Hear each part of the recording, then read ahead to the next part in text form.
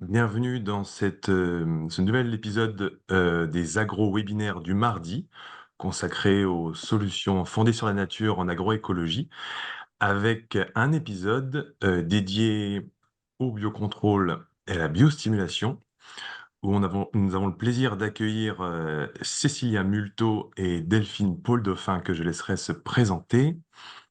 Euh, je vous rappelle quelques petites règles pour interagir avec nous.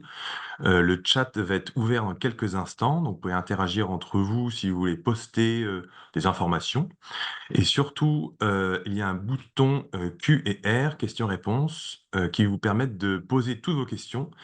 Et à la fin des deux interventions, on prendra le temps de répondre à certaines de ces questions en fonction du nombre euh, que vous aurez posté.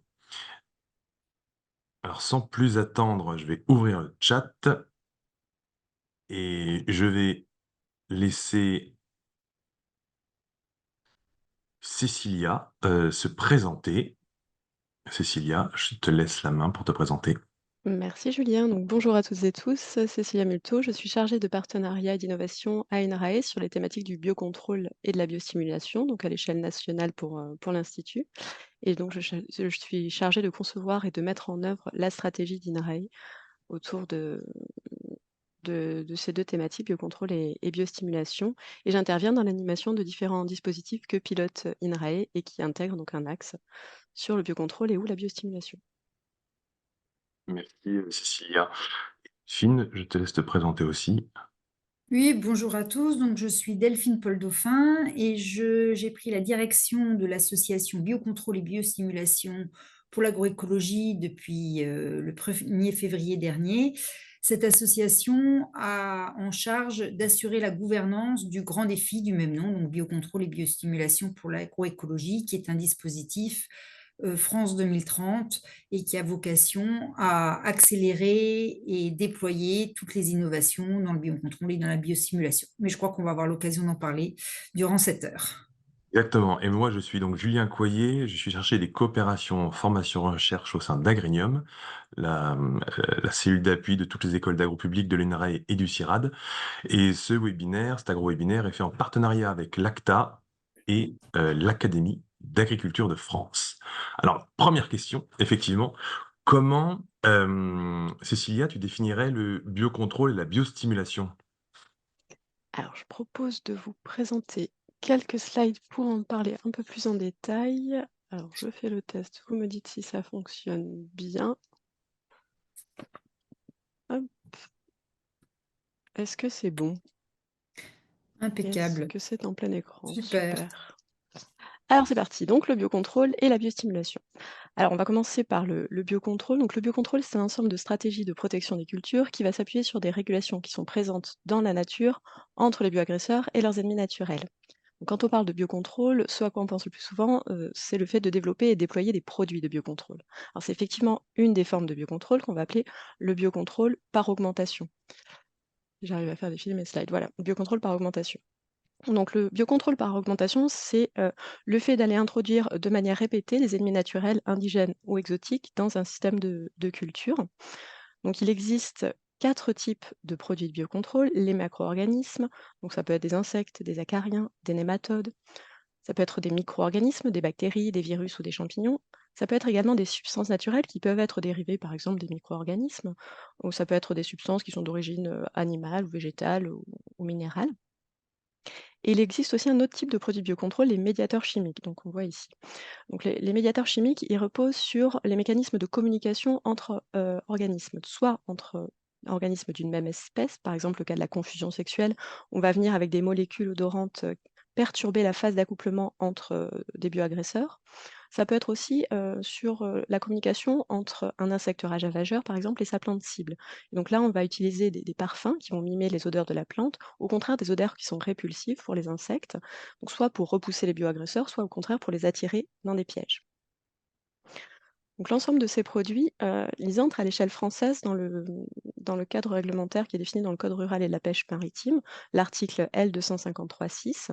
de la loi d'avenir agricole, donc qui donne une définition du biocontrôle qui intègre ces 4 catégories de produits, sachant qu'à l'échelle européenne, il n'existe pas de définition harmonisée du biocontrôle qui intègre ces 4 catégories de produits. Les 3 catégories qu'on voit ici, macro-organismes, micro-organismes et médiateurs chimiques, entrent dans le cadre réglementaire des produits phytopharmaceutiques. Donc, pour la mise en marché des produits de biocontrôle, donc les macro-organismes, les micro-organismes et les substances naturelles, il y a 2 étapes. La première étape, c'est l'inscription à l'échelle européenne de la matière active qui va constituer le produit. Et ensuite, il va falloir obtenir une autorisation pour le produit à l'échelle française ou à l'échelle des pays dans lesquels on veut commercialiser, qui sera obtenue pour un produit, ses coadjuvants et puis un usage donné, donc une cible pour aller lutter contre tel bioagresseur dans telle culture. Vous avez ici, une stratégie qui a été mise en place, spécifiquement pour le biocontrôle à l'échelle française. Elle a été mise en place, suite à la loi Egalim en 2018. C'est la stratégie nationale de déploiement du biocontrôle. Je vous invite, d'ailleurs à aller voir le rapport mi-parcours qui a été publié, courant 2024 et qui fait le point sur, où on en est sur cette stratégie depuis son lancement. Alors, on vient de le voir, cette forme de stratégie de biocontrôle, elle s'appuie sur des mécanismes naturels, mais en les reproduisant via des produits. Mais il existe d'autres stratégies de biocontrôle qui ne reposent pas forcément sur des produits. Donc là, par exemple, on voit à l'écran le biocontrôle par acclimatation. Son objectif, c'est d'aller introduire et installer de manière permanente dans l'environnement un ennemi naturel exotique donc qu'on va venir installer sur notre territoire, en l'occurrence le territoire français. Donc là, je vous ai mis 2 exemples, Thorymus sinensis pour lutter contre le Cynips du châtaignier. Alors le Cynips, c'est une petite guêpe qui est, originaire de Chine, qui est arrivée en France en 2007 et qui a fait chuter de 60 à 80 la production de châtaignes. Et Thorymus, c'est un parasitoïde, une micro-guêpe, également originaire de Chine, qu'on a testé en France entre 2011 et 2015, avec des suivis réalisés jusqu'en 2017 pour confirmer l'installation, l'acclimatation de cet auxiliaire. Et donc, ça a fonctionné, la bestiole s'est bien installée. Et donc, ça a été déployé largement, ce qui a permis à la production de châtaignes françaises de redémarrer. Et donc un autre exemple que je vous ai mis ici, c'est l'exemple, de Ganaspis brasiliensis pour lutter contre Drosophila suzuki. Donc Drosophila, c'est une petite mouche qui est originaire d'Asie, arrivée en France en 2009 et qui cause des dégâts sur, les filières petits fruits rouges, notamment les cerises. Et Ganaspis, c'est un parasitoïde larvaire, également originaire d'Asie, qui a obtenu une autorisation d'introduction dans l'environnement français après 7 années de recherche pour tester différentes thématiques, notamment le potentiel risque d'effets non intentionnels à introduire cet insecte exotique sur les territoires français.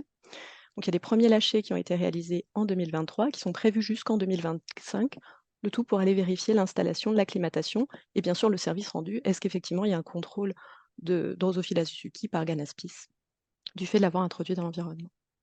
Et donc on aura confirmation de ces résultats dans quelques années, à la fin des campagnes de suivi. Une autre forme de biocontrôle dont je voulais vous parler, c'est le biocontrôle par conservation. Donc là, l'idée, c'est d'aller aménager, les cultures et les éléments naturels du paysage pour maximiser les régulations, donc en favorisant l'action d'une diversité d'ennemis naturels. Alors, on peut mettre à disposition de ces ennemis naturels des espaces ou une biodiversité qui va être favorable à leur reproduction.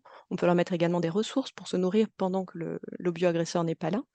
On peut également travailler à l'échelle du paysage et non pas juste de la parcelle, parce que c'est la diversité des habitats et des zones refuges qui va influer sur la diversité de l'ensemble des auxiliaires. Donc c'est différentes stratégies qui permettent globalement d'aller, renforcer les régulations naturelles qui sont indigènes à la parcelle ou au paysage plus largement. Et dernière forme de biocontrôle dont je voulais vous parler, c'est la lutte autocide, qui consiste à utiliser le bioagresseur contre lui-même, par exemple en lâchant des insectes stériles qui vont empêcher sa reproduction. Donc là, j'ai pris l'exemple de la technique de l'insecte stérile qui est en cours de développement contre Drosophila suzuki. Donc, la technique de l'insecte stérile, elle est développée, elle est déployée à l'international depuis, une cinquantaine d'années contre une trentaine d'espèces. Elle est en cours de développement en France et un cas spécifique, à la technique de l'insecte stérile, alors qu'on peut retrouver dans d'autres formes, notamment les stratégies à base de médiateurs chimiques, c'est le besoin d'avoir une action coordonnée entre les acteurs d'un territoire pour aller déployer de manière simultanée cette technique à l'échelle, vraiment du territoire considéré. Voilà sur la partie, biocontrôle. Sur la partie biostimulation. Alors sur la biosimulation, on peut avoir un petit peu les mêmes concepts qui peuvent s'appliquer, c'est-à-dire l'utilisation de produits bien sûr, et ou le renforcement des régulations qui sont naturellement présentes sans forcément apport d'intrants. Donc contrairement au biocontrôle, les biostimulants, ils ne sont pas définis à l'échelle française. À l'échelle française, ils s'inscrivent dans le cadre réglementaire des matières fertilisantes et supports de culture, l'article L255-1 du Code rural et de la pêche maritime.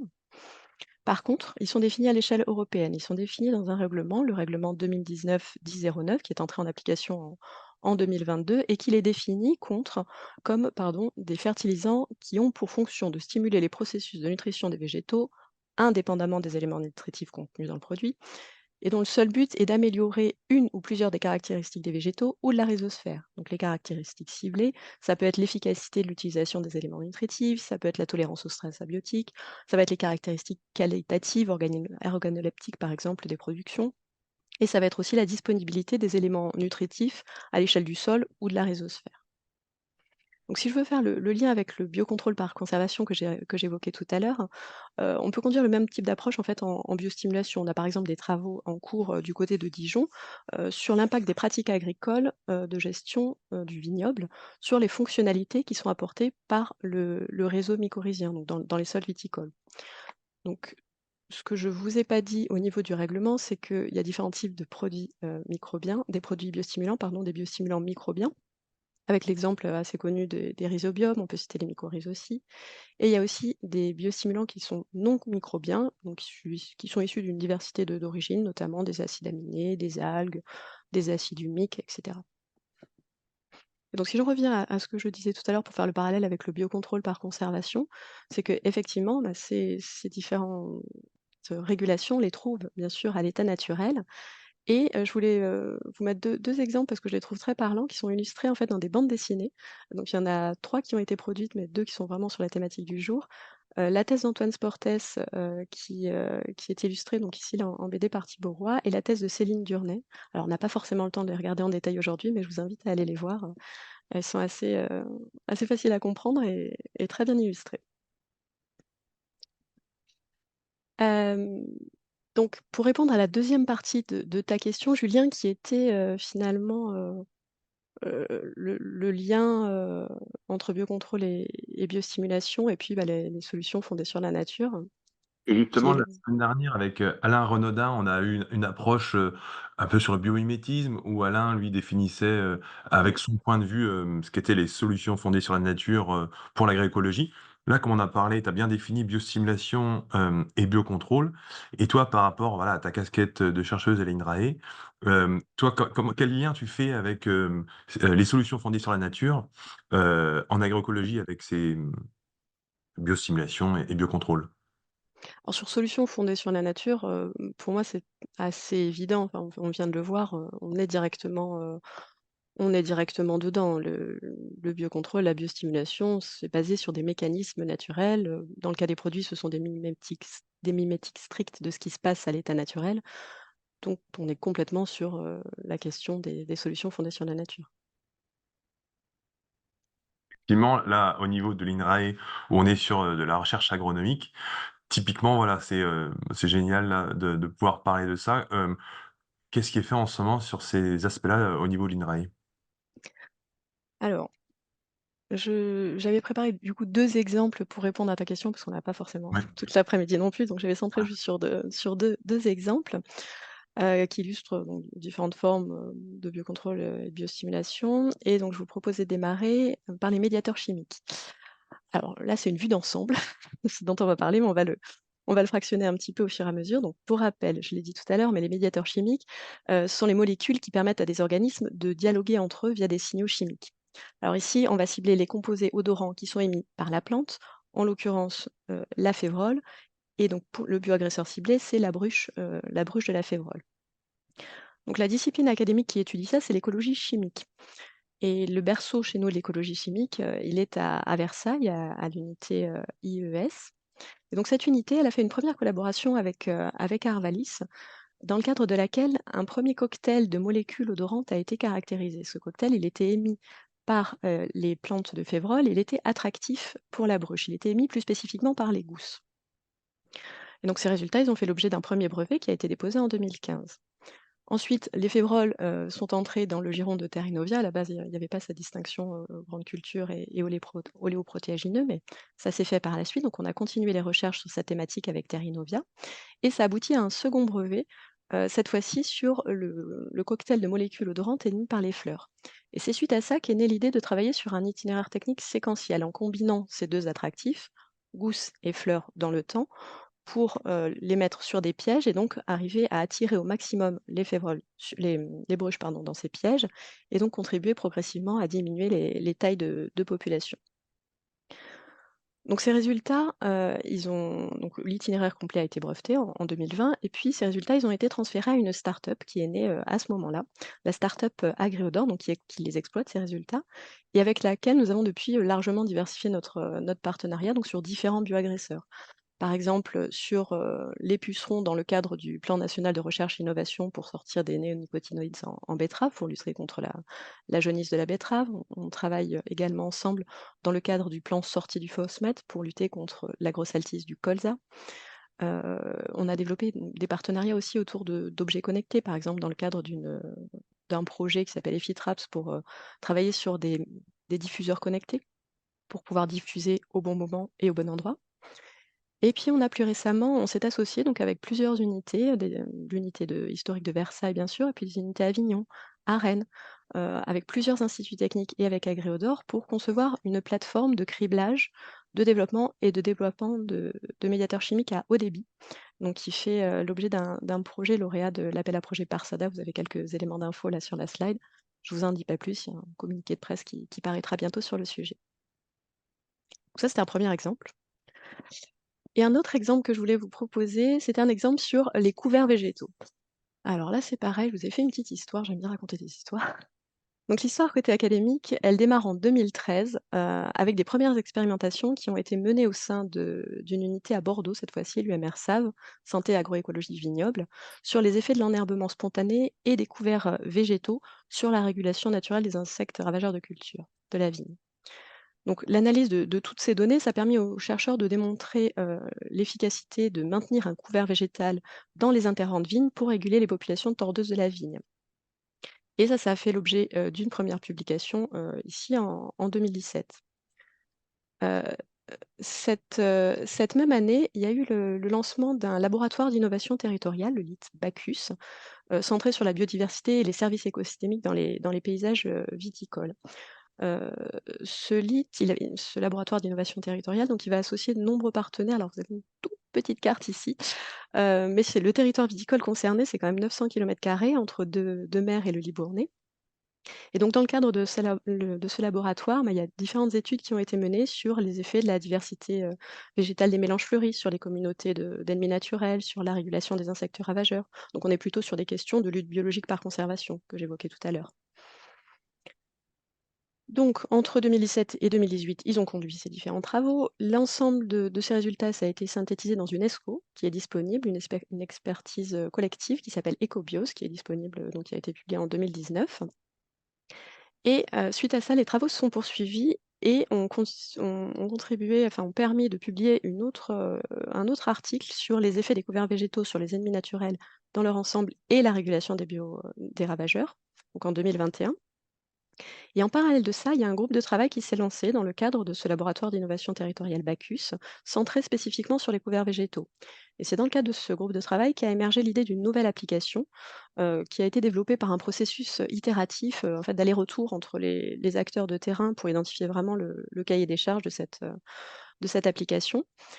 Et cette application, elle est née, elle est sortie, elle a été publiée donc sous la forme d'un prototype lancé en 2023. Vous avez le lien ici et puis bon, le QR code pareil en tout petit, ici. Et l'objectif de cette application, c'était, à la fois de permettre aux utilisateurs de découvrir les premières actions à engager pour démarrer sur les couverts végétaux, d'avoir accès à plein de ressources, ça va être des vidéos, des podcasts, des publications et puis aussi d'intégrer un réseau de viticulteurs ambassadeurs pour aider et se faire aider, une fois qu'on a appris à mettre en place ces couverts végétaux. Et ça donne aussi accès à des événements, des animations, une possibilité de faire des achats groupés et cetera. Donc ce prototype, il a fait l'objet d'un prix en 2024, un prix régional, le prix Davitier Rêveur. Et il a intégré aussi dans un grand programme, le programme équipement prioritaire de recherche Solubiode, qui organise d'ailleurs demain et après-demain des journées d'information sur les solutions fondées sur la nature. Je ne sais pas si on a le temps d'en dire 2 mots, Julien, ou pas. Tu peux Je me demande. en dire 2 mots? Donc ce PEPR, il est piloté par le CNRS et par INRAE pour une durée de 9 ans. Il est doté d'un budget de 44 millions d'euros et il est centré sur les solutions fondées sur la nature. Alors, ce qui est défini dans le PEPR, enfin les SFN comme ils les appellent, c'est l'ensemble des approches de protection, restauration ou gestion des écosystèmes qui vont répondre à des défis sociétaux et qui ont des impacts positifs à la fois sur le plan social, le plan environnemental, le plan économique et surtout sur la biodiversité. Donc ce PEPR, il est en cours de lancement. Il y a déjà une cinquantaine de projets qui ont été identifiés, et puis il y en a plein d'autres qui seront amenés à être lancés dans les prochaines années. Est-ce que tu peux faire l'acronyme, le définir pour ceux qui ne seraient pas familiers avec PEPR? Programme et équipement prioritaire de recherche. OK, parfait. Et Delphine, pour, discuter, par rapport au rôle, toi, que tu occupes sur, le développement du biocontrôle et de la biostimulation. Comment, toi, tu vois ces transferts d'innovation et après quel rôle joue l'association que tu diriges? Eh ben là, je dirais que toute la présentation qu'a fait Cécilia est une très très bonne introduction à finalement ce qu'est l'association, hein, qui assure, donc je vous disais, la gouvernance du grand défi biocontrôle et biostimulation. Et quel est finalement l'objectif de ce grand défi? C'est de faire de toutes je ne peux plus parler d'expérience, mais toutes ces réponses et toutes ces solutions qui ont été trouvées de façon, on peut dire, un petit peu spécifique, d'arriver à leur donner plus d'ampleur et surtout à arriver à accélérer tous ces processus. Hein, Cécilia nous racontait des belles histoires qui ont commencé de 2023 à aujourd'hui. Et le rêve, sans doute, du grand défi, c'est que justement, ces histoires, elles aillent de plus en plus vite, que le pas de temps justement entre le début de l'histoire et la fin de l'histoire soit de plus en plus étroit. Et donc, c'est l'objectif du grand défi. Et pour ça, le souhait, c'est d'avoir mis en place des structures qui vont permettre cette accélération et ce déploiement. Et peut-être, du coup, je vais peut-être aussi partager mon écran pour vous Ouais. faire justement une présentation de l'association et du grand défi. Voilà. Hop, ça, normalement, Toi, ça. dans le chat, là, pendant que tu mets que des personnes sont intéressées par le PowerPoint, comme il y aura le replay, de toute façon, du webinaire, qui sera mis en ligne d'ici demain soir, vous pourrez avoir accès à l'ensemble de ce qui a été partagé. Et je vois que vous êtes nombreux, on est 266 là, tous ensemble, sur ce sujet qui, euh, qui est vraiment passionnant. Et c'est parfait, Delphine, on voit parfaitement. Voilà, et a priori, vous avez mon écran, hein. Donc là, je vous présente l'association. Quel est le but premier de l'association, hein? C'est de rassembler justement tous les acteurs du public et du privé au sein de ce grand défi pour accélérer la transition agroécologique, hein, qui, quelque part, reprend en fait les exemples assez spécifiques qu'a décrit Cécilia, et que ce schéma a un peu pour objectif de reprendre, hein, parce qu'effectivement, on part des solutions de biocontrôle et de biostimulation, mais qu'on intègre dans tout un système agroécologique et qui a pour but derrière d'arriver à conserver, je dirais, tous les bénéfices de notre agriculture française, hein, donc de maintenir en quantité et en qualité notre production agricole française, tout en diminuant les besoins en intrants. Alors, il y a beaucoup de choses que Cécilia a citées, mais elle aurait pu tout à fait, je pense, trouver d'autres exemples, hein, dans des aspects sélection variétale, les aspects diversité spécifiques. Un point sur lequel elle n'a pas insisté, mais en fait, ça s'introduit aussi dans justement les aspects quand elle parlait de tout ce qui était phéromones, de tout ce qui était écologie chimique, les agroéquipements commencent à rentrer aussi dans ces réflexions, puisque après, une fois que toutes ces solutions se mettent en œuvre, il y a aussi l'application de ces produits qui doit rentrer en ligne de compte. Il y a toute la gestion de la donnée, donc le numérique rentre en ligne de compte, et forcément tout ce qui est nécessité d'avoir une innovation organisationnelle. Elle en parlait sur l'insecte stérile en disant que c'est des choses qui ne peuvent pas se faire à l'échelle uniquement d'une parcelle, mais il y a tous ces exemples, en fait, on voit bien, on rentre rapidement dans des soucis d'organisation à l'échelle d'un territoire, d'organisation d'acteurs économiques, et on est obligé de passer au-delà de la pure solution du produit à des solutions dans lesquelles un certain nombre d'acteurs doivent s'organiser entre eux pour arriver à déployer ces solutions. Voilà. Et donc finalement, quand on reprend les objectifs, hein, la volonté du grand défi, hein, et par rapport à tout ce que je viens de vous citer, et ben forcément, ça nous oblige à se replacer dans l'intérêt des agriculteurs, des filières et des territoires, hein, comme le centre des stratégies d'innovation, parce que finalement, on se rend bien compte, hein, si certaines solutions n'avancent pas suffisamment vite, c'est que souvent, elles n'ont pas capacité à répondre de façon très pragmatique aux utilisateurs finaux que sont les agriculteurs. Et pour cela, donc, il y a cette nécessité de mobiliser les différentes stratégies, hein, et pas seulement de prendre des idées uniquement en France, mais aussi d'être en capacité d'aller rechercher au niveau international pour voir ce qu'on peut introduire en France et du coup d'outiller tous les acteurs qui vont pouvoir intervenir dans cette transformation. Donc, c'est d'engager tous les acteurs pour démultiplier la vitesse de développement et de déploiement, hein, et ainsi avoir atteint les différents objectifs, à savoir transformer et diversifier les démarches d'innovation et de biocontrôle, accélérer le développement et le déploiement justement au travers de tous les leviers que je vous citais tout à l'heure dans ma première diapo, arriver que toute la communauté de recherche, développement et innovation puisse vraiment se mettre en commun. Et ça, je crois que c'est des éléments aussi sur lesquels Alain Renaudin, la semaine dernière, a beaucoup insisté, sur la nécessité de diversité d'approches pour justement être plus efficient et plus résilient. Hein, ça, c'est aussi un des points importants.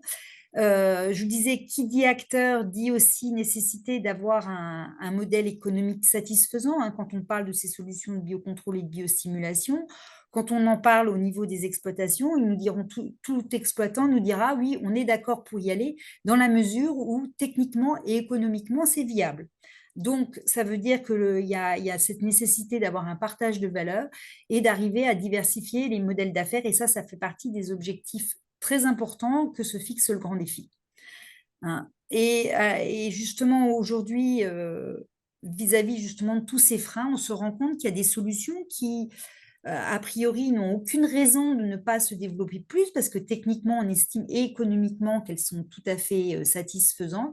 Malgré tout, on arrive à un plafonnement d'utilisation. Donc là aussi, ça fait partie des objectifs du grand défi d'arriver à surmonter ce plafonnement. Et alors, il y a aussi les aspects sociaux, les aspects organisationnels. Cela fait partie des objectifs du grand défi. Et donc, notre ambition, hein, le grand défi aujourd'hui, je vous disais, c'est un dispositif France 2030. Qui est donc financé par l'ANR et qui est fixé sur une période de 6 ans. Là, 2023, oui, sur 6 ans, 2023-2028, on n'y est pas tout à fait, hein, avec 3 grandes ambitions. Alors, on parle d'axes, hein, mais le premier axe, c'est justement la création d'une communauté publique-privée pour mettre ensemble justement toutes les réflexions qui mèneront à aller vers nos objectifs. Et pour cela, le deuxième axe du grand défi s'appelle l'axe de l'infrastructure distribuée. L'idée étant justement d'arriver à mettre en place un certain nombre de réseaux pour augmenter les capacités de déploiement et de toutes ces solutions au sein de la communauté. Et grâce à toute cette infrastructure, Et en parallèle, je dirais, c'est arriver à développer certains projets et donc de travailler au travers d'appels à projets pour justement qui vont prouver des preuves d'efficacité de ces solutions de biocontrôle et de biostimulation. Donc, les impacts que l'on attend, c'est d'avoir une émergence d'un secteur généralisant l'utilisation des stratégies de biocontrôle et de biostimulation, d'avoir une orientation croissante des efforts de recherche, développement et innovation sur justement les besoins méthodologiques, technologiques et organisationnels. On n'est pas, j'insiste bien sur le fait qu'on n'est pas dans la recherche pure, et on le voit quand je parle de la communauté qui est à la fois publique-privée. L'idée aussi, c'est qu'au sein de notre association, aujourd'hui, nous avons 130 adhérents et ces adhérents font partie de la communauté aussi bien de la recherche fondamentale, d'émetteurs en marché de toutes ces solutions, de la recherche appliquée, de tous les, de toutes les instituts techniques et on va jusqu'à la société civile. Donc vraiment, l'idée est d'intégrer l'ensemble des acteurs. Et grâce donc à notre infrastructure, on espère, on souhaite vivement avoir de nouvelles capacités justement d'innovation et de co-construire aussi dans le but d'avoir aussi une vision prospective. Parce que aussi, on se rend bien compte que si on veut que les choses avancent plus vite, les acteurs qui vont vouloir investir ont besoin d'avoir une certaine visibilité sur les besoins de demain, sur ce qui sera possible demain. Et donc, il y a aussi nécessité d'avoir une approche prospective sur toutes ces solutions. Voilà en résumé finalement ce qu'est le grand défi au niveau des trois axes sur lesquels j'ai rajouté des aspects budgétaires. Le premier axe qui est en fait l'association en tant que telle, qui est une association loi 1901 qui a pour objectif d'animer ce grand défi et qui est dotée d'une enveloppe, d'une enveloppe à la fois de subventions publiques auxquelles doit s'adosser un financement aussi privé, donc de 2 fois 2 millions d'euros. Le fait de mettre en place une infrastructure distribuée, cette infrastructure distribuée, c'est une chose qui est en train de se mettre en place. On travaille actuellement justement sur le dépôt de projets ciblés. Et le troisième axe qui va suivre rapidement derrière, en tout cas sur 2025, le dépôt, la mise en place d'appels à projets, justement sur tous ces projets où là, à nouveau, comme sur l'axe 2, on a une enveloppe de 20 millions de subventions. Alors, pour l'axe 2, auquel devront s'adosser 7 millions de financements privés, et pour l'axe 3, 20 millions de subventions publiques, auxquelles devront s'adosser 9 millions de financements privés. Voilà. Merci Delphine et Cécilia pour ces deux présentations qui cadrent bien le sujet. Merci aussi pour les spectateurs par rapport aux questions que vous posez. Je vois qu'il y en a de nombreuses. Alors, moi, j'en ai une que je vais peut-être un peu regrouper. C'est la question des utilisateurs finaux, les agriculteurs. Aujourd'hui, quand on leur parle de biocontrôle et de biostimulation, comment réagissent les agriculteurs euh, parce qu'en gros, on est sur une logique de changement. Il va falloir changer de pratique pour passer de certaines solutions avec des produits phytosanitaires, avec la recherche de nouveaux équilibres. Cécilia, Delphine, quel retour vous avez du terrain vis-à-vis des agriculteurs? Cécilia, peut-être? Alors, le premier retour donc on voit dans le cadre des projets, notamment sur, l'exemple que j'évoquais tout à l'heure avec le laboratoire d'innovation territoriale, c'est un besoin d'accompagnement et ça ressort via aussi le besoin d'aller, mettre en place cette application, le besoin d'une meilleure compréhension des mécanismes en jeu, comment ça marche, pourquoi ça marche, et donc pourquoi ça marche et pourquoi ça marche pas de temps en temps. Qu'est-ce qui fait que ça ne fonctionne pas et comment est-ce que ça ne fonctionne pas et comment est-ce qu'on pourrait faire pour que ça fonctionne mieux?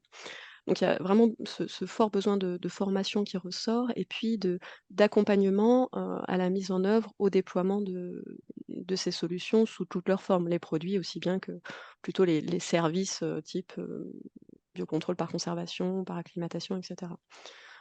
Donc le 1er point qui me vient à l'esprit, c'est ça, ce besoin d'accompagnement et il peut se traduire de différentes manières, par de la formation ou par des outils, des méthodes, des savoir-faire qu'on transfère de différentes manières. Ça peut être via des outils d'aide à la décision, ça peut être via hem, un accompagnement, un conseil, qui soit centré, à la fois sur l'utilisation des produits et des services, voilà. Et Delphine, toi, tu as des retours? Je confirmerai tout à fait ça avec, je dirais que le gros changement, c'est que finalement, hier, les exploitants agricoles étaient souvent habitués à avoir un problème, un ravageur, une maladie, et ils avaient le produit contre ce ravageur, contre la maladie. Or, aujourd'hui, on leur demande de travailler dans un raisonnement agrosystémique et quoi, en prenant en compte un certain nombre d'aspects et donc on n'est plus sur un problème, une solution, mais on est sur ce qu'on appelle du combinatoire. Et donc, c'est forcément plus technique.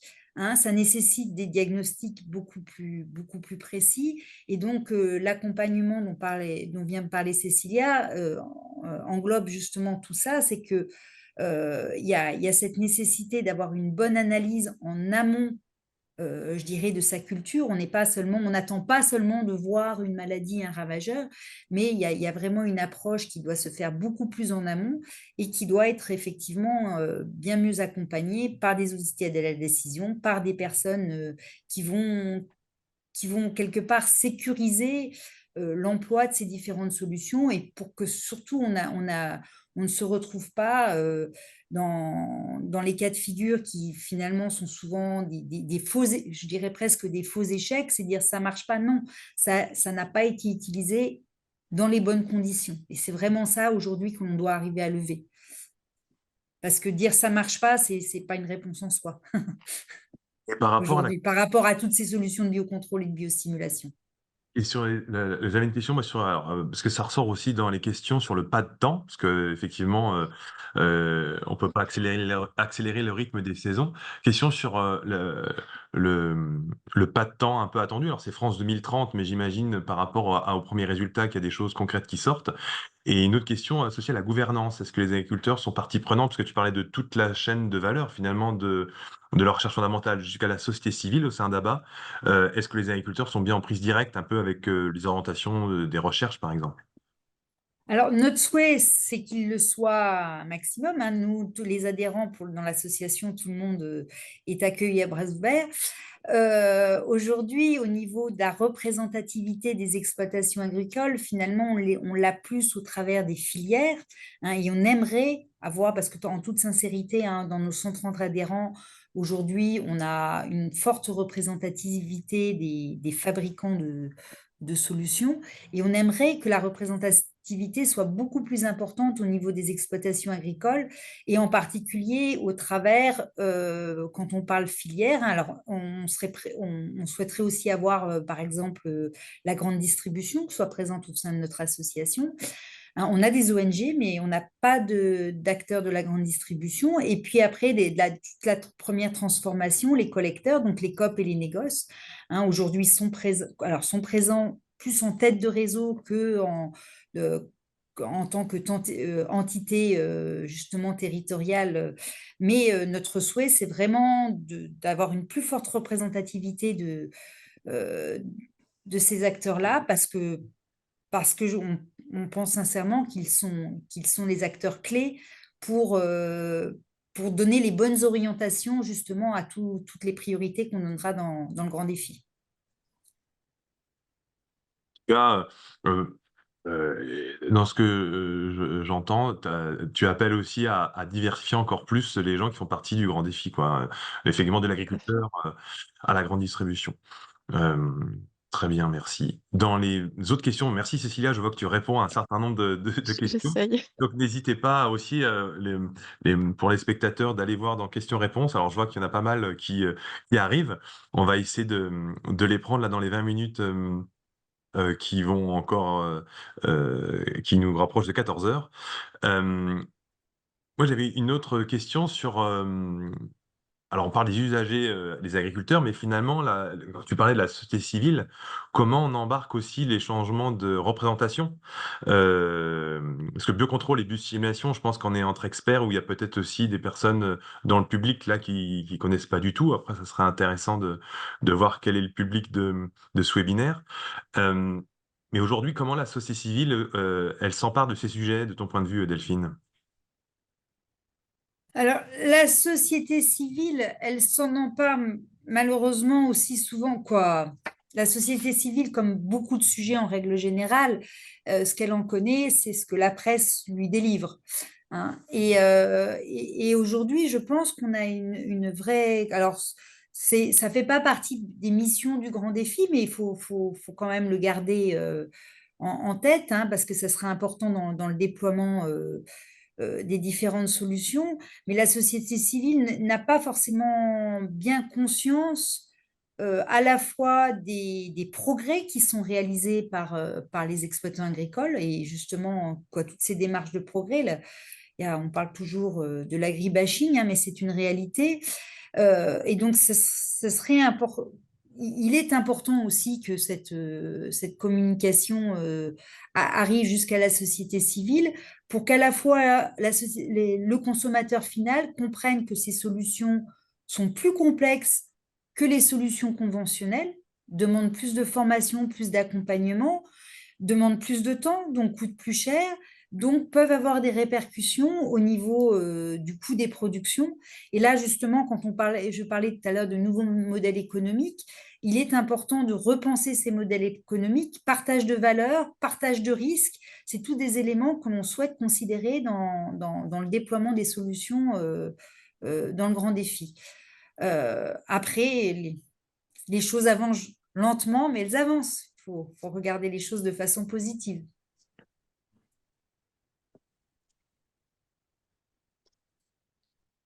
On Je vais en t'entend pas, profiter pour lancer le petit sondage. Là, j'ai lancé. Vous m'entendez là maintenant? Oui, Oui, ça avait coupé au début. Ah, pardon. J'ai lancé un petit sondage. Connaissiez-vous le biocontrôle et la biostimulation avant ce webinaire? C'était juste pour avoir une idée. Donc, si vous pouvez répondre, ça nous permet de voir est-ce qu'on est en face d'un public d'experts ou est-ce que finalement il y a aussi des personnes plus profanes, on pourrait dire, et qui s'intéressent au sujet. Alors, pour l'instant, ça milite vraiment sur des gens très éclairés sur le sujet, mais c'est intéressant de voir que ça tend vers les 80-20. Bon, c'est peut-être un peu trop tôt pour le dire. Euh, on a quasiment tout le monde qui a répondu là, ouais. Donc non, c'est intéressant de voir qu'on a plutôt un public connaisseur.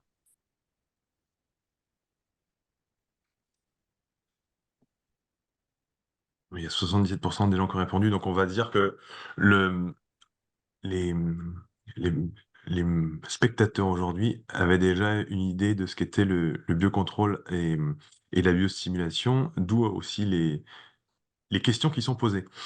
Euh, Moi, j'avais une autre question qui était liée aux compétences, parce que dans ce que Cécilia et Delphine vous avancez, euh, alors c'est l'agriculture d'aujourd'hui qui va se transformer, mais pour accompagner l'ensemble de la chaîne de valeur, on a besoin de compétences.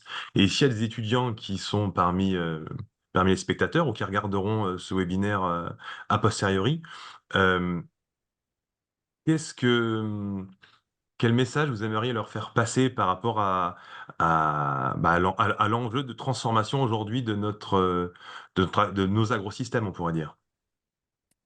Alors, je vais me permettre de prendre la parole. C'est un sujet qui est vraiment complètement d'actualité parce que, hein, on en a parlé l'une et l'autre. Il y a besoin d'accompagnement. Les métiers vont changer. Donc aujourd'hui, il y a une vraie prise de conscience qu'il y a une nécessité de former les acteurs de demain qui seront ces accompagnants dans le monde agricole. Et ça fait partie justement aussi d'un dispositif qui est subventionné par l'État, hein, ce qu'on appelle compétences et métiers d'avenir. Hein, il y a un appel à manifestation d'intérêt là qui est en cours en ce moment et dont une des vocations, hein, je ne connais pas en tout son détail, mais une des vocations, c'est justement de former les jeunes d'aujourd'hui aux métiers de demain dans le monde agricole. Et forcément, ces aspects biocontrôle et biostimulation est justement est important. Et moi, je sais que je participe à une réflexion sur spécifiquement les aspects biocontrôle et biostimulation, hein, parce que dans ce métier d'avenir, je vous parlais tout à l'heure de la robotique agricole, c'est d'autres aspects qui ont nécessité où les jeunes ont besoin d'être formés sur ces sujets pour les métiers de demain. Mais sur le biocontrôle et la biostimulation, c'est une vraie réflexion que l'on a dans ce sens-là. Donc après, le message par rapport à ça, c'est vous ne posez pas la question à la bonne personne. Je suis une passionnée de ce que je fais, mais Et j'ai connu, je dirais, la protection des plantes au temps où on était quand même très, très axé protection chimique. Je pense qu'on avance vers des métiers qui sont bien plus passionnants que ceux qu'on avait quand on parlait que protection chimique, parce que quand on parle combinatoire, on est forcément obligé de se rapprocher des mécanismes naturels de la nature et d'arriver à prendre en compte beaucoup de choses. Donc, c'est forcément passionnant. Donc, embarquez-vous. Il y a, il y a de quoi, il y a de multiples sujets à, à traiter et sur lesquels il y a multiples sujets à approfondir. Donc, je pense que ça ne peut faire que des métiers passionnants, Ouais, avec des gens passionnés. avec une grosse capacité de transformation. Et après, côté recherche, Cécilia, alors après, c'est peut-être un peu plus large. De toute façon, pour pouvoir mettre en place ces solutions, bah, il faut des chercheurs, il faut expérimenter. Toi, pareil, est-ce que tu as un message aussi à faire passer pour les plus jeunes qui se cherchent ou en tout cas qui sont intéressés justement par le biocontrôle et la biostimulation? Venez faire de la recherche. On a toujours besoin de compétences, de nouvelles recrues, motivées et dynamiques. Ouais, Non, plus sérieusement, au niveau, biocontrôle, biostimulation, pour nous, c'est un champ d'application finalement. Donc côté recherche qu'on va considérer avant tout, ce sont les questions de recherche et on l'a vu au travers des exemples, illustrés. Il y a une diversité de questions de recherche qui se posent. J'évoquais l'écologie chimique, mais on peut parler de mécanique des fluides sur des questions, par exemple, de contrôle des nuages, de phéromones ou de kéromones, pour suivre comment est-ce que tout ça se disperse dans l'environnement. On peut avoir des questions de mathématiques, pour aller piloter, et mieux comprendre les interactions entre les micro-organismes. On peut travailler à reconstruire via la modélisation, ces interactions entre communautés bénéfiques pour essayer d'optimiser au maximum ces interactions bénéfiques. Donc on a une diversité de questions de recherche ancrées sur des disciplines, scientifiques qu'il faut faire, discuter, les unes avec les autres. Donc on a des vrais enjeux en matière de transdisciplinarité et de communication entre ces différentes disciplines. Donc c'est pas parce que vous n'êtes pas spécialisé finalement dans les domaines de la biologie auquel on pense le plus spontanément pour biocontrôle et biosimulation que vous pouvez pas travailler, dans le biocontrôle et la biostimulation. Et un deuxième point qui me semble important et on l'a dit, tout au long de ce webinaire, c'est que oui, le biocontrôle et la biostimulation, ce sont des produits, mais ça peut être aussi des services, naturels déjà présents dans les parcelles et qu'il faut travailler à mieux qualifier et quantifier pour les optimiser au maximum. Et ça, je pense que c'est un message qu'il faut au maximum faire passer à toutes les jeunes recrues. On a besoin des produits, mais on a besoin des services aussi. c'était sur, un peu la conclusion aussi de Alain Renona la semaine dernière sur, heu, cultiver la biodiversité ou en fait, par rapport aux solutions fondées sur la nature, sur les liens qu'on pourrait faire avec ce qui a été dit, il y a cet enjeu de non plus être sur une logique de production pure, mais aussi de prendre en considération, bah, les équilibres qui peuvent être existants et finalement, fabriquer encore plus de biodiversité. Alors, je vais prendre quelques questions là des questions parfois un petit peu techniques, mais une question qui est revenue. Alors, sur une question de financement, il y a, le PARSADA, le plan d'action stratégique pour l'anticipation du potentiel retrait européen des substances actives et le développement de techniques alternatives pour la protection des cultures. J'imagine que, biocontrôle et biosimulation sont en plein dedans? Est-ce qu'il y a une articulation? Est-ce qu'il y a des financements aussi via le PARSADA? Alors, au niveau du PARSADA, le PARSADA, c'est un plan d'action qui est très concret, qui vise à répondre en priorité aux besoins des filières, justement pour anticiper le futur retrait de matières actives. Donc il y a vraiment un objectif, pendant la durée du PARSADA ou à court terme, post-projet PARSADA, d'aboutir à des solutions utilisables sur le terrain pour pallier à ces futurs retraits. Donc on est vraiment sur des cas d'usage, des exemples très concrets. Et donc effectivement, parmi les alternatives, les leviers à utiliser dans le cadre du PARSADA, il y a le biocontrôle et la biostimulation. Ça peut tout à fait rentrer au même titre que la résistance variétale, les agroéquipements, etc. Donc une diversité de leviers de la transition agroécologique. Après, sur le côté grand défi, je te laisse peut-être répondre, Mmh. Delphine. Par rapport au Parsada, alors le Parsada, oui, on est vraiment, oui, par rapport à des retraits de molécules, donc on est en face d'un problème, il faut trouver la solution. Au niveau du grand défi, on est sur quelque chose de plus global. Et donc, il n'y a pas une antinomie entre le Parsada et le grand défi. Au contraire, on peut avoir une complémentarité et on cherche d'ailleurs à en avoir une, hein, par rapport à une solution qui pourra être amenée, je dirais par rapport au retrait d'une molécule, mais qui aura besoin d'être déployée au niveau d'un territoire par rapport à justement des nouveaux modèles d'affaires et ce genre, et par ces aspects-là, et donc qui seront là à ce moment-là. Le déploiement sera financé au travers pourra être financé, parce qu'on saura, c'est pas, je ne promets rien aujourd'hui, parce qu'en plus, ce n'est pas moi qui décide, hein, c'est notre financière reste l'ANR, l'Agence nationale de la recherche, mais pourra, je dirais, postuler au fait d'arriver à trouver des financements dans le grand défi. Une autre question sur la réglementation, tu en parlais, Cécilia, aussi, parce qu'il y a des définitions très précises. Aujourd'hui, quand il y a de nouveaux produits, j'imagine qu'il y a des autorisations de mise sur le marché. Et par rapport à l'arrivée de ces nouvelles manières de protéger les cultures, est-ce qu'il faudra mettre en place une nouvelle réglementation ou finalement c'est toujours la même réglementation qui s'applique? Pardon, je viens en train de répondre à une une Ah question non, en parallèle dans le chat. pour Delphine, Hem s'il y a sur la question de la réglementation, est-ce que c'est un frein ou est-ce que c'est un moyen de développer davantage ces produits? La réglementation, telle qu'elle est actuellement, effectivement, au niveau, que ce soit, français ou à l'échelle européenne, heu, enfin, de toute façon, elle est à l'échelle européenne et puis traduite dans le droit français aussi côté biocontrôle. Côté biostimulation, on a la double existence de la réglementation européenne et de la réglementation française et puis on choisit de rentrer soit à l'échelle européenne, soit à l'échelle française. Ça, c'est propre à la biostimulation.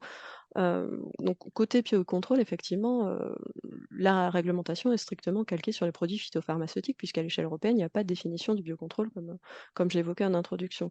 Donc on a effectivement une marge de progression, significative dans la manière d'adapter la réglementation aux spécificités du biocontrôle, dans plusieurs sens du terme parce que, c'était des questions aussi dans le chat auxquelles j'essaie de répondre en parallèle.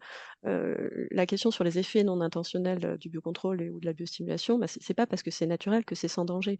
Donc effectivement, oui, il faut aussi le prendre en compte et donc il faut avoir une analyse de risque qui prend à nouveau en compte les spécificités du biocontrôle et de la biostimulation qui ne sont pas les mêmes que celles du chimique, du conventionnel. Donc voilà, il y a une marge de progression effectivement Ouais. là-dessus. Et je vous invite, ouais, merci Cécilia, tu as répondu quand même à pas mal de questions aussi sur le chat. Notamment, c'est pour ça qu'on a reparlé des effets non intentionnels. Il y avait une question justement sur est-ce qu'il n'y a pas un risque pour l'environnement d'introduire des éléments et des êtres vivants qui sont pas forcément dans le milieu et qui pourraient occasionner des déséquilibres. Et donc, c'est parfait, tu viens d'en reparler. Après, je vois une question qui est récurrente aussi, peut-être pour Delphine, sur la place des chambres d'agriculture, le lien avec les groupes d'agriculture de conservation des sols, avec l'agriculture biologique. Comment, du coup, parce que dans la présentation que tu as faite, Delphine, c'est quand même une tête de réseau aujourd'hui, le grand défi. Mais j'imagine que toutes ces structures sont représentées ou s'articulent un peu avec ce qui peut être déployé. Alors, ils sont tout à fait présents et après, c'est justement leur donner toute leur place justement, aujourd'hui, c'est des acteurs qui sont primordiaux dans la mise dans la mise en œuvre de toutes ces solutions sur le terrain. Et là, alors, il y a des freins qui sont identifiés par rapport à ça, et j'apercevais, parce que moi j'ai vite listé là, un peu toutes les questions sans prendre le temps d'y répondre de façon spécifique, mais aujourd'hui on a une approche des uns et des autres qui correspond au fait qu'ils ont été bercés depuis longtemps dans ces solutions de biocontrôle et de biosimulation, d'autres qui ont été moins. Et l'idée, c'est de donner à chacun les outils nécessaires à accompagner les exploitations agricoles. Et c'est aujourd'hui au niveau des centres techniques, des chambres d'agriculture, qu'on a une vraie une vraie force, une vraie puissance pour arriver à introduire toutes ces solutions de façon plus générale dans les exploitations agricoles. Mais après, ça se fera pas en un seul jour et je pense que c'est en travaillant ensemble, c'est d'où la nécessité vraiment de les avoir vraiment comme acteurs actifs dans l'association pour trouver le meilleur moyen et le meilleur modèle économique pour que se mettent en œuvre toutes ces solutions. Merci Delphine. Alors une question un peu plus globale. Effectivement, biostimulation et biocontrôle permettent de se reposer des questions sur comment on peut conduire des agrosystèmes. Et j'ai justement une question sur finalement comment ça re-questionne un peu les pratiques entre rotation, amendement, labour ou non, et finalement de pas être uniquement focalisé sur la culture. Est-ce que finalement tout le travail que tu vas mener au niveau du grand défi ou ce que tu fais, Cécilia, ça va pas finalement enfin, transformer complètement le rapport au sol, à la plante, aux animaux, enfin à l'ensemble de l'agrosystème? Bah, complètement, c'était un peu mon schéma, ma première diapo, hein, j'ai démarré par là, c'est qu'effectivement, on ne peut plus se permettre d'avoir une analyse et d'avoir une approche uniquement à l'échelle de la parcelle, hein. Alors après, on parle à l'échelle de l'exploitation, mais c'est à l'échelle du territoire aujourd'hui. Et c'est vrai que un des axes du grand défi, c'est justement d'arriver à mettre en place des réseaux de co-conception à l'échelle des territoires.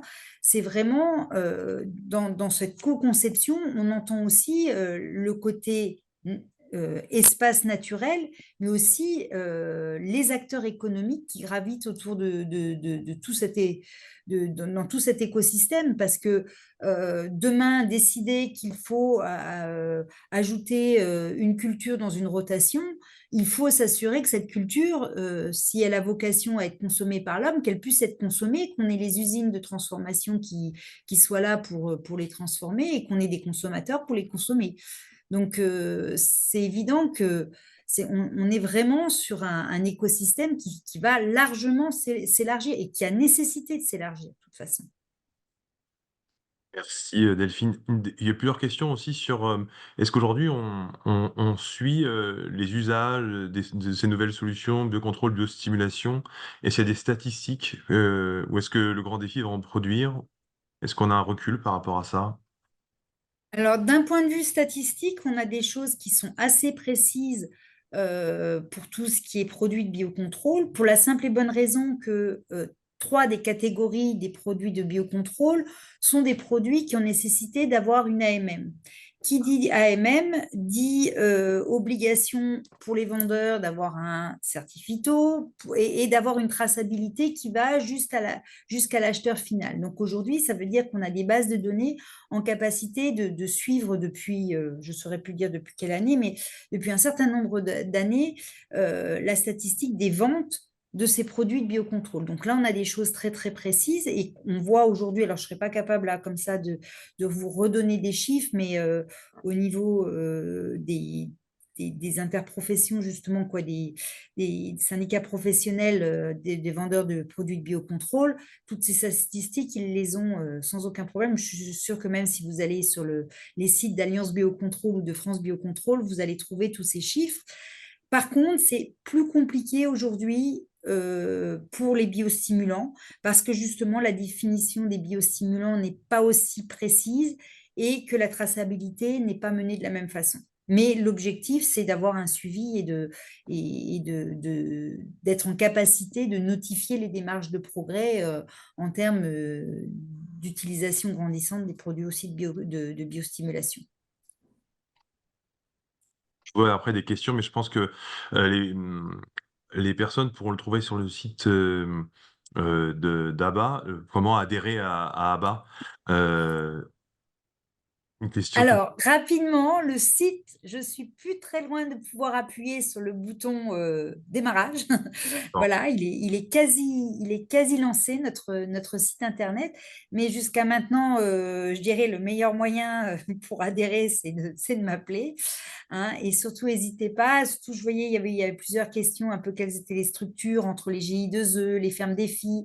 Justement, alors là, c'est des dispositifs qui existaient hier pour justement quoi, certains réseaux de fermes défis étaient très orientés produits de biocontrôle et biosimulation, ou même, je dirais, de toute façon, toute l'approche agroécologique, hein. Donc, l'idée, c'est de faire le lien et de pas refaire ce qui a déjà été fait depuis que les réseaux de fermes défis, les réseaux 30 000 et tous ces dispositifs existent. Et donc, tout le monde peut je dirais toute structure peut adhérer, hein. Donc, très rapidement, d'ici la fin du mois d'octobre, c'est certain, vous pourrez aller sur le site de ABBA. Voilà, et sinon, alors, l'adhésion se fait moyennant une cotisation, hein, qui est complètement proportionnelle, je dirais, à la taille de l'adhérent, hein. La cotisation n'est pas la même pour une grosse multinationale et une exploitation agricole, mais vous êtes les bienvenus pour adhérer à l'association. Je fais un grand merci. Il est 13h59, donc on va arriver à ce terme de cet agro-webinaire. Encore un grand merci Cécilia et un grand merci Delphine de nous avoir éclairé sur ces sujets du biocontrôle et de la biostimulation. Je pense qu'on pourrait encore en parler longtemps, tellement c'est passionnant. Et tellement c'est passionnant, je vous invite la semaine prochaine à vous reconnecter de la même manière de 13h à 14h, mardi 15 octobre prochain, où nous serons avec Sarah Singla et Dominique Barry-Etienne pour prendre ce sujet des solutions fondées sur la nature en agroécologie avec un cas pratique, le sol. Donc je vous invite à vous reconnecter toujours avec le même lien la semaine prochaine. Encore merci pour votre fidélité et d'avoir été aussi nombreux pour cet agro-webinaire du mardi, Voyage au cœur du vivant. Un merci aussi aux partenaires, à l'Académie d'agriculture, ACTA et Agridium qui rendent cela possible. Euh, et je vous invite à vous connecter d'ici demain pour voir ce replay qui sera en ligne sur les chaînes YouTube des différents partenaires. Encore une fois, merci Cécilia, merci Delphine, et à très bientôt. Merci beaucoup à vous, à bientôt. Merci à tous et à bientôt.